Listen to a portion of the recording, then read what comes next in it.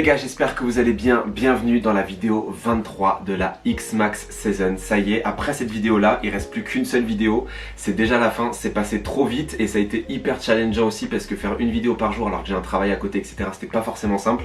Mais j'ai tenu, ce qui n'est pas forcément le cas de Marine Light qui a pris feu, que je dois racheter du coup. Bref, aujourd'hui on se retrouve pour que je vous partage 10 conseils, 10 erreurs à éviter mode homme. Je savais pas trop comment appeler cette vidéo, mais je vous ai déjà fait une vidéo avec 10 conseils et ça vous a plutôt plu. Du coup je me suis dit j'allais refaire une deuxième édition. Je me suis noté de nouveaux trucs. Et n'oubliez pas, si vous voulez soutenir la chaîne et que vous aimez mon contenu, de vous abonner. Vous avez juste à cliquer sur le bouton s'abonner. Et en attendant la prochaine vidéo, on se retrouve sur Instagram et sur TikTok, MaxOMH. On rentre dans le vif du sujet avec la première erreur à éviter. Le premier conseil que je peux vous donner, c'est de ne pas faire d'ourlets à vos pantalons systématiquement. Quand je parle des ourlets, je parle vraiment de replier son pantalon ou son jean. Ça peut donner un effet de style. Je trouve que c'est très bien pour le printemps, pour l'été, quand les beaux jours arrivent, pour mettre en valeur sa paire de sneakers, etc.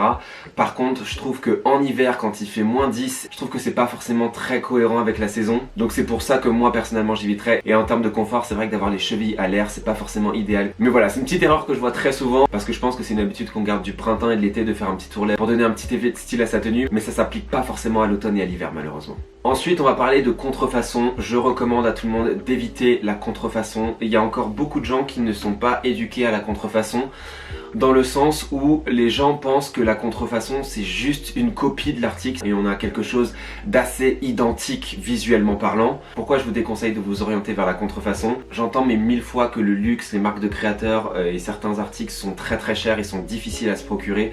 Ça je l'entends totalement et je comprends que certaines personnes n'aient pas envie de mettre le prix dans certains articles qui peuvent paraître un petit peu insignifiants pour la valeur. Il faut savoir que quand on achète un article original d'un créateur ou d'une marque de luxe, on achète un savoir-faire, on achète l'histoire d'une maison, on achète une qualité. Il peut y avoir de la disparité etc, mais je suis sûr à 100% des cas, si vous comparez une contrefaçon et vous comparez un article de luxe, vous aurez forcément une disparité dans la qualité. L'article de luxe sera toujours plus qualitatif, donc c'est pour ça que je vous déconseille d'acheter de la contrefaçon. Deuxièmement, la contrefaçon, le plus souvent ça se voit vraiment. L'article n'est pas pareil, la tenue de l'article n'est pas pareille. Il y a des choses qui sont de mieux en mieux faites, mais je trouve que ça se voit quand même dans l'ensemble, parce que si vous aimez la mode, dans tous les cas vous voudrez avoir un article original ou un article avec une belle tenue, de beaux matériaux, un beau savoir-faire, même sans parler de luxe ou de marque de créateur, vous voudrez une belle pièce qualitative. Au niveau moral, c'est vraiment pas top, c'est-à-dire que les conditions de travail des gens qui produisent ces articles-là, on ne les connaît pas.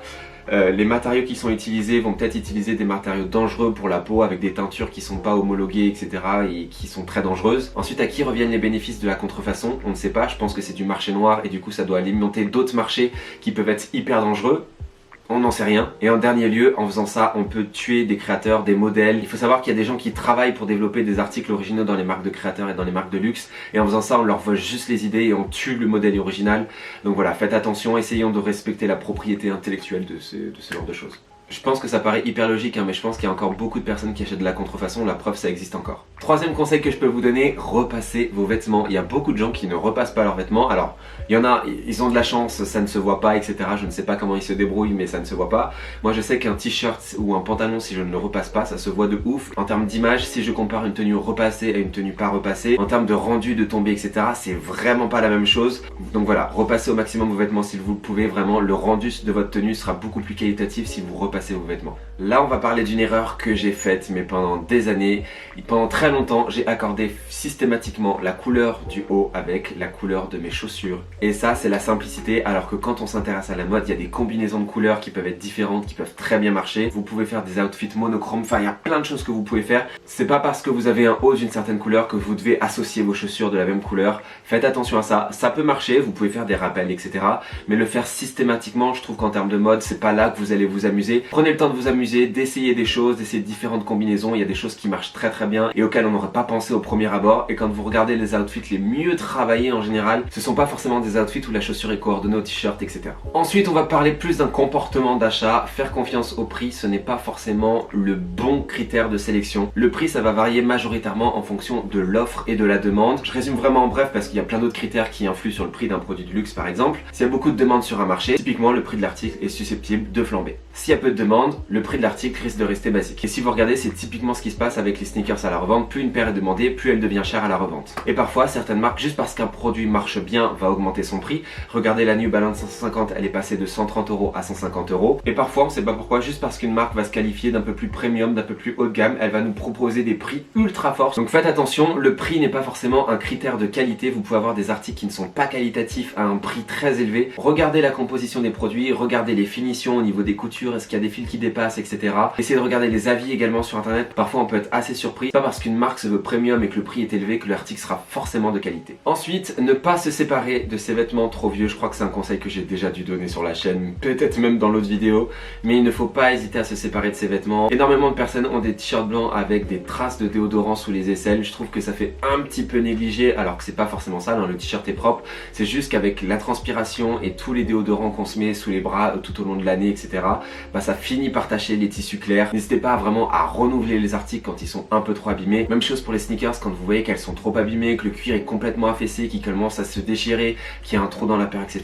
Même si c'est votre paire favorite, si ça se voit que ça fait négliger, séparez-vous de l'article et rachetez une paire à la rigueur si vous l'aimez vraiment. Le problème, c'est que quand on porte trop d'articles qui font un petit peu négliger, notre image et ce qu'on renvoie fait un petit peu négliger également. C'est pour ça qu'il faut faire attention à garder toujours des articles en bon état. Là, je vais vous parler d'une erreur que j'ai faite, mais beaucoup trop de fois. C'est de vouloir surtailler les vêtements pour donner un rendu oversize. Ça ne marche pas à tous les coups.